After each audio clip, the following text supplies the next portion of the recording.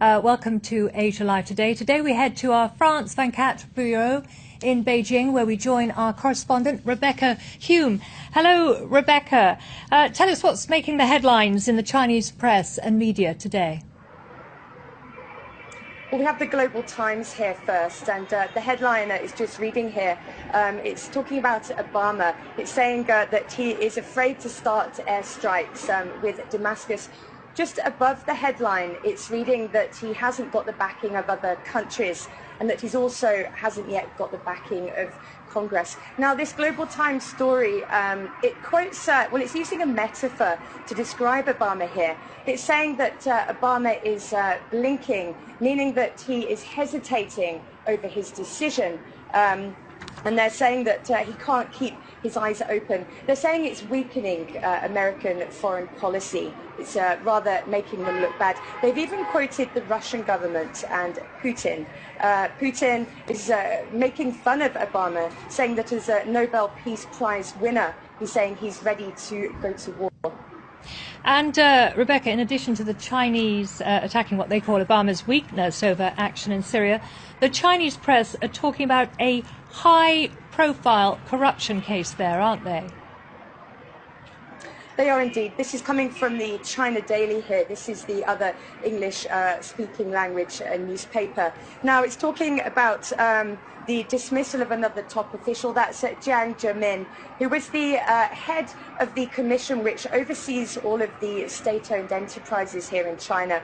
So a very, very leading figure. He's been dismissed on corruption, and this comes just days after the national security chief was also dismissed for corruption. Now, what's interesting here is the national security chief was very close, one of Bo Xilai's closest aides, Bo Xilai being the Chongqing chief, who was on trial just last week for corruption. So it's very interesting to see what's going on here. It's very much this corruption crackdown seems to be a political process which is securing Xi Jinping and the government's position quite tightly. OK, well, thank you for the press review. Finally, you've got a report on a very serious problem in China, and that is desertification in Inner Mongolia. Tell us more about that.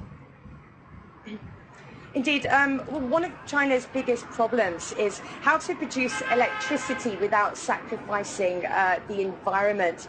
Now, according to a Greenpeace report in Inner Mongolia, desertification through coal extraction and processing is rampant. It's a huge problem, in particular along the Wulan-Mulun River. You can see hundreds of coal processing plants which are causing the desertification. Here is our well. There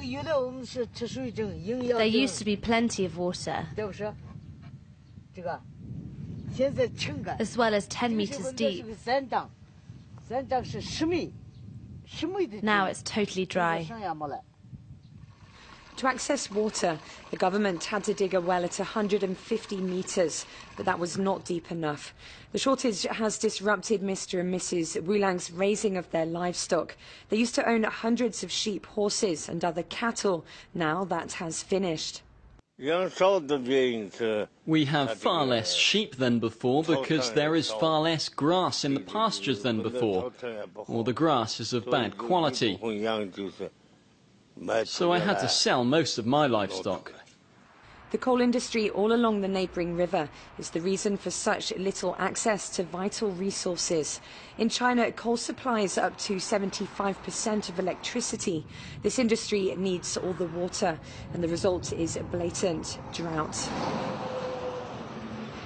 On the land, it's the same problem. Mr. Wulang shows us the pastures where grass grows for his livestock. Here it is diminishing on a land that is already drying up. See? Here, we had to remove the irrigation pipe.